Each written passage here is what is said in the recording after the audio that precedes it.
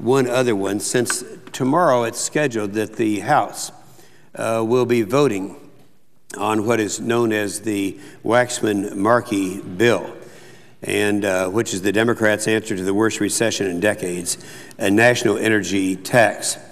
A tax designed to impose economic pain through higher energy prices and lost jobs.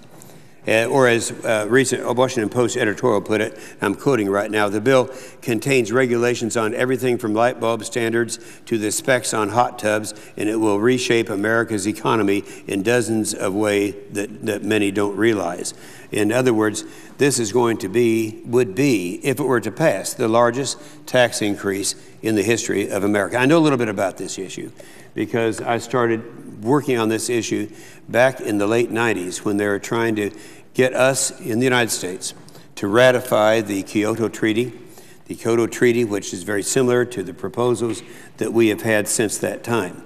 And we know what that would have cost at that time, somewhere between $300 and $330 billion a year as a permanent tax increase.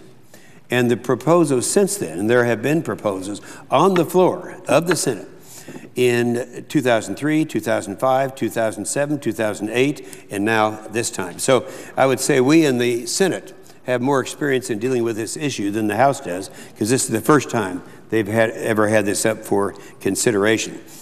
Now, over the past several weeks, Speaker Pelosi has been facing an insurrection within her own ranks. We've been reading about the Democrats who are pulling out, saying we don't really want to be a part of the largest tax increase in the history of America. And more people are jumping in there and saying we cannot have it. Right now, as of yesterday, the American Farm Bureau came in as opposing the strongest opposition to this legislation. So let me just say that if Democrats are having trouble passing this bill in the House, where the majority can pass just about any bill at once, then there's no hope for a cap-and-trade bill to come out of the Senate. I think we know that. We've watched it with right now, by my count, the most votes that could ever come for this largest tax increase in the history of America would be 34 votes. 34 votes. And so they're not even close. And I say that because there are a lot of people wringing their hands now thinking, well, she wouldn't bring this bill up in the House on Friday unless she had the votes. And so I would only say maybe she will have the votes. There's been a lot of trading, a lot of people getting mad, but nonetheless, she may have bought off enough votes to make it a reality. The fact is that the Waxman-Markey bill is just the latest incarnation of a very costly cap-and-trade legislation that will have a devastating impact on the economy, cost more American jobs by pushing them overseas, and drastically increase the size and scope of the federal government. Here in the Senate, we have successfully defeated cap-and-trade legislation in the years that I mentioned. 4 different times it's been on the floor. I can remember in 2005, it was up for, I was the lead opposition to it. Republicans were majority at that time. And it had 5 days in the Senate floor, 10 hours a day, 50 hours. It was the McCain-Lieberman bill at that time, and it was defeated then, and then by larger margins ever since then.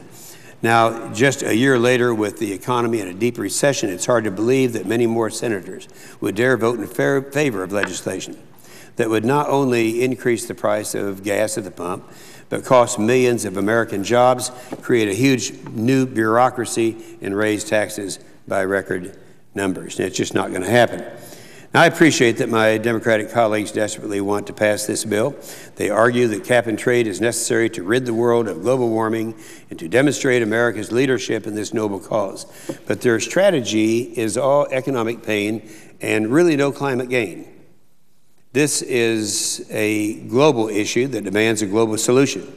Yet cap-and-trade advocates argue that aggressive unilateral, that's just America. In other words, we pass a tax just on Americans. The aggressive unilateral action is necessary to persuade developing countries, now we're talking about China and India and Mexico and some other countries, to enact mandatory emission reductions. In other words, we provide the leadership and they'll follow. But recent actions by the Obama administration and by China and not yet. China and other developing countries continue to prove just the opposite. They continue to confirm what I've been saying, arguing for the past decade, that even if we do act, the rest of the world will not. And so, you know, if you still believe, if you believe, and there are fewer people every day that believe that science is settled and that man-made gases, anthropogenic gases, CO2, methane, are causing global warming. There are a few people left who really believe that. And if you are one of those who still believes that, stop and think. Why would we want to do something unilaterally in America? It doesn't make sense. Now, the logic is not difficult to understand. Carbon caps, according to reams of independent analyses, will severely damage America's global economic competitiveness, principally by raising the cost of doing business here relative to other countries like China, and then where they have no mandatory carbon caps. So the jobs and business would move overseas, most likely to China. This so-called leakage effect would tip the global economic balance in favor of China. Now, a lot of them are saying, well, no, China's going to follow our lead. They're going to do it. I want you to look at this chart. This person here is the negotiator for the administration, and his statement is, we don't expect China to take a national cap and trade system. And this is the guy that is supposed to be in charge of seeing to it that they do. This is Todd Stern. And this is what he is now saying. He's admitting it. And so I wish that those people who come to the floor and say, oh, no, we know that if America will lead the way that China is going to follow us, you know, they're sitting back there just rejoicing, hoping that we'll go ahead and have a huge cap and trade tax to drive our manufacturing jobs to places like China, where they don't have any real controls on emissions. And the result would be an increase in CO2. In other words, if we pass this huge tax here in this country, it's going to have a resulting effect of increasing the amount of CO2 that's in the atmosphere. By itself, China has a vested interest in swearing off of carbon restrictions in order to keep its economy growing and lift its people from poverty. Add unilateral U.S. action into the mix, and we give China an even stronger incentive to oppose mandatory reductions for its economy. And China understands this all too well. I believe they will actively and unfailingly pursue their economic self-interest, which entails America acting alone to address global warming.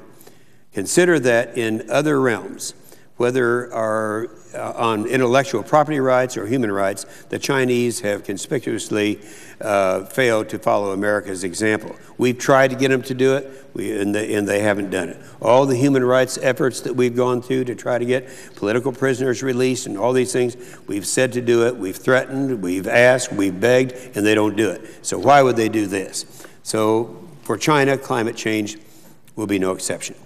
Now, my colleagues in the Senate are rightly focused on the economic effects this bill will have on their states and their constituents. But with China and other developing countries staunchly opposed to accepting any binding emissions requirements, we should be asking a more fundamental question. What exactly are we doing this for?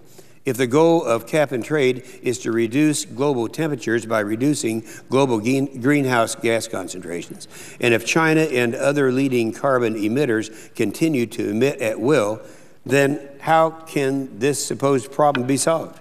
Well, if you accept the alarmist science that anthropogenic gases are causing a catastrophe, then reducing global greenhouse gas concentrations is a solution.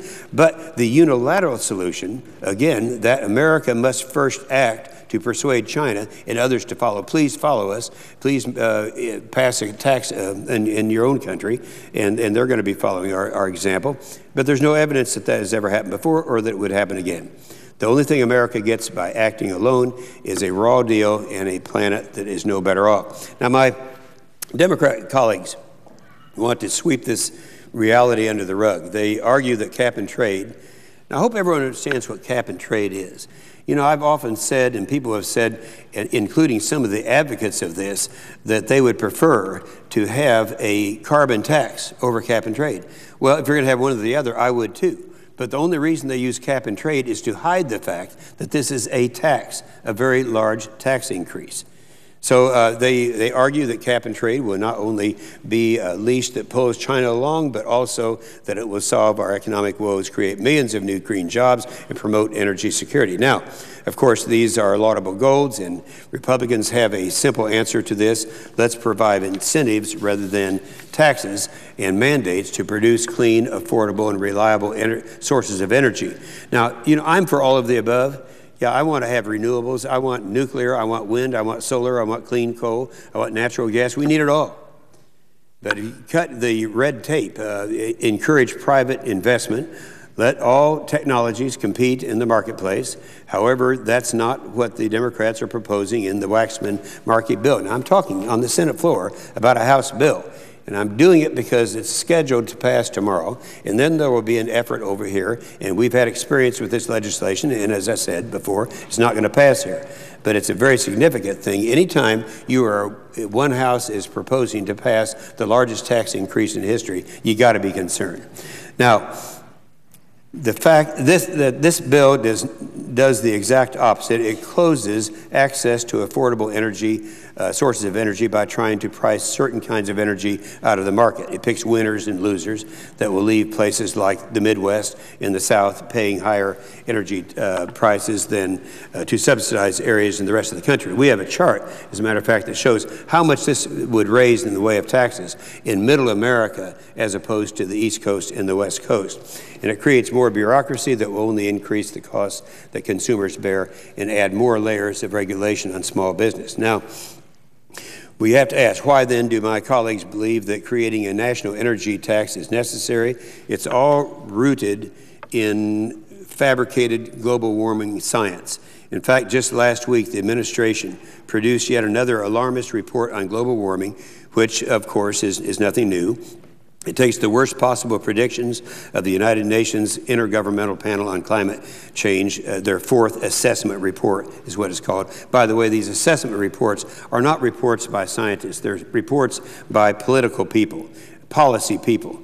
And I have to also say, and I've said this on the floor of the Senate many times before, a lot of the things that come that are not in the best interest of the United States come from the United Nations. That's where this whole thing started. Back in the middle 90s, it was the IPCC of the United Nations that where it all started. So it's no surprise that such a report was released just in time for the House vote on Waxman-Markey. However, what's becoming clear is that despite millions of dollars spent on advertising, the American public has clearly rejected the so-called consensus on global warming. There was a time when this wasn't true.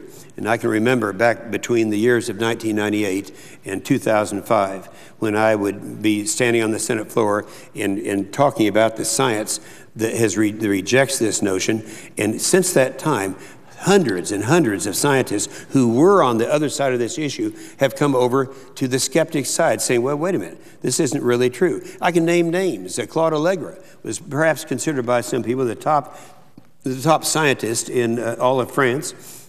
He used to be on Al Gore's side of this issue back in the late 90s. Clearly, he's over now saying, wait a minute, we have reevaluated, the science just isn't there. David Bellamy, one of the top scientists in the UK. The same thing is true there. He was on the other side, came over. Nir Shaviv from Israel, the same thing. So there is no consensus on the fact that they think that anthropogenic gases are causing global warming. Of course, the other thing is we don't have global warming right now. We're in our fourth year of a cooling spell. But that's beside the point. Well, I'm not here to address the science today. I'm here to focus directly on the argument advanced by my colleagues, which is that unilateral U.S. action on global warming will compel other nations to follow our lead. As I've documented in speeches before since 1998, and by the way, if anyone wants to, my colleagues want to look up those speeches, it's Inhofe.senate.gov. Look them up. If you have insomnia some night, it might be a good idea to read them. They're all about 2 hours long. But I think many would find it very troubling indeed to learn that even if you believe the flawed IPCC or United Nations science, that science dictates that any unilateral action by the United States will be completely ineffective. The EPA even confirmed it last year during the debate on the Lieberman-Warner bill, and the same would hold true for this year's bill. Put simply, any isolated U.S. attempt to avert global warming is a futile effort without meaningful, robust international cooperation. No one disputes this fact. The American people need to know what they will be getting with their money, all costs and no benefit. And this shows the U.S. action without international action would have no effect on world CO2. This is assuming that there's no change in the manufacturing base, which we know there would be. This brings us to a key question of whether a new, robust international agreement can ever be achieved. In addition to the domestic process ongoing here in Congress, the U.S. is currently involved in negotiations for a new international climate change agreement to replace the flawed Kyoto Treaty. This process is scheduled to culminate in Copenhagen this December. This will be the great big bash put on by the United Nations to try to encourage countries to buy into their program. The prospects of such an endeavor look bleak at best. Following the conclusion of the climate meeting in Bonn recently, the UN's top climate official, Yvonne Bohr, said it would be physically impossible. Now, this is the chief advocate of all this. Physically impossible to have a detailed agreement by December in Copenhagen. This is ironic to say the least, considering that President Obama was supposed to bring all the parties together to transcend their differences and to produce a treaty that would save the world from global warming. But the reality of the cost of carbon reductions has intervened, and now a deal appears as if it always has to me and others far from achievable. And we mustn't forget where the Senate stands on global warming. As senators may recall, in 1997, the Senate voted favorably 95 to nothing. 95 to nothing. That didn't happen very often in this chamber. That was on the Byrd-Hagel resolution. And what it stated was simply that if you go to Kyoto, you bring back a treaty, and that treaty we will not ratify that treaty if it, number one, would mandate greenhouse gas reductions from the United States without also requiring new specific commitments from developing countries over the same compliance period, or two, in serious economic harm to the United States. Well, obviously, we've talked about the serious harm to the United States and the fact that there's no intention at all of having China have to be a part of this new treaty. Now, 15 years later that they're going to be talking about. So I think that the Byrd-Hagel still commands strong support in the United States Senate. Therefore, any treaty the Obama administration submits must meet the resolution's criteria, or it will be easily defeated. Now, let's remember what that criteria is. If they submit something that says that we in the United States are going to have to do something that the rest of the world or the developing world doesn't have to do, then it's not going to pass. And secondly, if it inflicts economic harm on this country. Proponents of securing an international treaty are slowly acknowledging that the gulf is widening between what the United States and other industrialized nations are willing to do and what developing countries like China want them to do. I suggest the gulf has always been wide, but will continue to widen. Recent actions by the United States and China continue to confirm my belief. Now, take China's initial reaction to Waxman-Markey bill. The bill, hailed on Capitol Hill as an historic breakthrough, went over with a thud last week during the international negotiations. Now, get this. Waxman-Markey, which will be economically ruinous to the United States, was criticized by China for being too weak. After another troubling aspect coming out of those meetings was the United States government official submission. Many here in the Senate may be surprised to learn that this administration's position is to let China off the hook. Now, you might wonder, why would China look at this thing that would destroy us economically and say, they don't think it's strong enough. They want it stronger because the stronger it is, the more manufacturing jobs will leave the United States and go to China. They've got to go someplace where they're producing energy. Nowhere in the U.S. submission to the conference do we require China to commit to any binding emission reduction requirements before 2020. In fact, before 2020, the submission only asks for nationally appropriate, that's in quotes, mitigation actions followed by a low carbon strategy for long-term net emissions reductions by 2050. I would submit that this proposal is typical of the United States to say, well, we have to do some face saving here, so at least let's put put them in an awkward position of having to try to do something. It doesn't say they have to do anything. It says they have to try. So China can sit back and say, well, we're trying, and meanwhile enjoy all the jobs that are coming from the United States to China. So what then is the Chinese government's idea of a fair and balanced global treaty? Well, the Chinese believe the United States and other Western nations should, at a minimum, reduce their greenhouse gas emissions by 40% below the 1990 levels by 2020. For comparison's sake, Waxman-Markey, which could become the official U.S. negotiating position, calls for 17% reductions, not 40%, 17% reductions below the 2005 levels by 2020. Now, despite the positive spin that the administration is putting on actions by the Chinese government to reduce energy intensity or pass a renewable energy standard, while laudable, the official position of the Chinese is in their submission to the United States remains this. This is their position. I'm going to quote this. I'm going to read it. Quote, the right to develop, this is China talking, the right to development is a basic human right that is undeprivable. Economic and social development and poverty eradication are the first and overriding priorities of the developing nations. So China is talking about themselves and India and Mexico and other developing nations. The right to development of developing countries should be adequate and effectively respected and ensured in the process of global common efforts in fighting against climate change. Now that statement, that's their written statement. That speaks for itself. Finally, the most telling of all, the Chinese and other developing countries collectively argue that the price for reducing their emissions is a massive 1% of GDP from the United States and other developed countries. Well, what does that tell you? That tells you that they're not willing to pay anything. So let me get this straight. China opposes any binding emission reduction targets on itself. China wants the United States to accept draconian emission reduction targets that will continue to cripple the United States economy. And on top of that, China wants the United States to subsidize its economy with billions of dollars in foreign aid. In the final analysis, one must give China credit for seeking its economic self-interest. I sure hope that the Obama administration will do the same for America. Despite this reality, some here in the Senate will continue to tout the fact that China's new self-imposed emissions intensity reductions, which do not pose any type of binding reduction requirements, will somehow miraculously appear, will somehow suffice for binding requirements. I believe, however, that position will fail to satisfy the American people as acceptable justifications for passage of a bill that would result in higher United States energy taxes and no change in the climate.